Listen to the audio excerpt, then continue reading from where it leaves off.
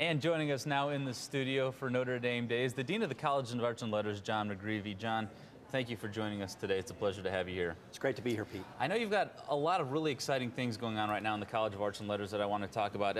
Tell me about some of the new programs that you guys have been working on.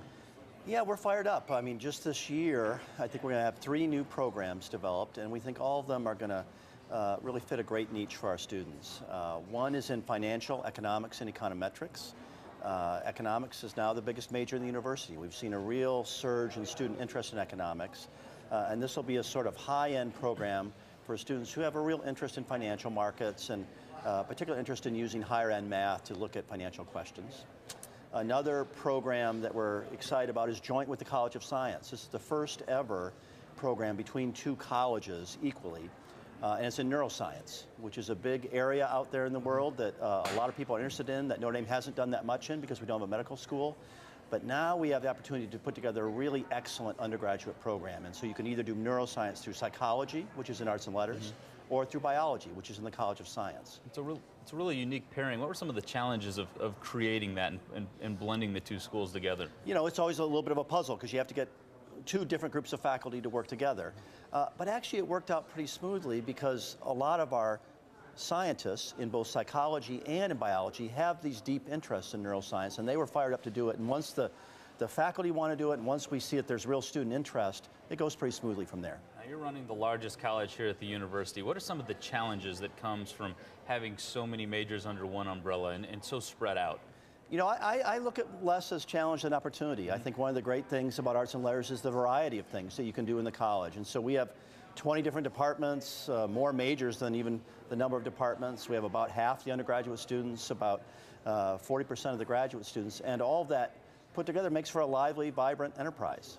It's a really exciting venture that's about to begin here on campus, the Campus Crossroads project at the stadium, which I know a lot of people have probably heard about from now.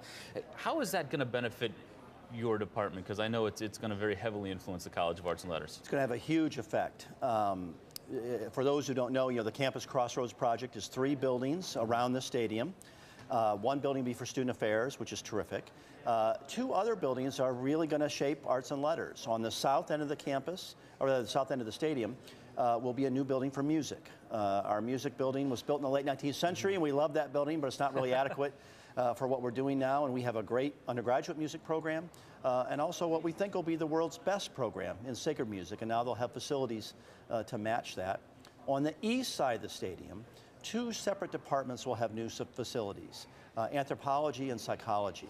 Psychology right now is in 7 different buildings. I don't know if you remember Hager Hall, which is on the north end of the North Quad, which is not a building anybody's fighting for on campus. That building is just one part of the psychology department, which is spread out in 7 different buildings, and now they're all going to be together. Their labs, their classrooms, their faculty offices. It's going to be a tremendous dynamic space for students. Can you talk about some of the advantages that gives to a certain department? I know I was an FTT major here, and that was largely spread out before it all kind of got put under the one umbrella and the new the DPAC the DPAC building. Yeah. Talk about some of the advantages that gives your faculty and your students being under one roof. It's just such a big advantage. For the faculty, the big advantage is that the more experienced senior faculty will be next to, working with, advising, mentoring the less experienced younger faculty that we hire just out of graduate school. Right now, they never see each other. They're in different buildings, sometimes way into South Bend, not just even on campus. For the students, I think the advantage is even bigger, because now a student can imagine going to a class, let's say on cognitive psychology, walking out to a lab and working with a faculty member on a particular project, and then going to that faculty member's office to talk about their senior thesis, all within the space of a few hundred yards. That's an incredible advantage for us.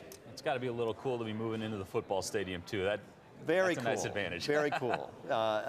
We're excited. I think this is a nice marriage of athletics and academics that maybe you could only pull off at Notre Dame. And we think it's going to really benefit our programs. All right, John, well, I appreciate your time. It was wonderful speaking with you. Great pleasure. The good work here on campus. Thank you very much. Again, John McGreevy, Dean of the College of Arts and Letters, and now let's go back to Abby at the desk. All right, thanks so much, Pete. And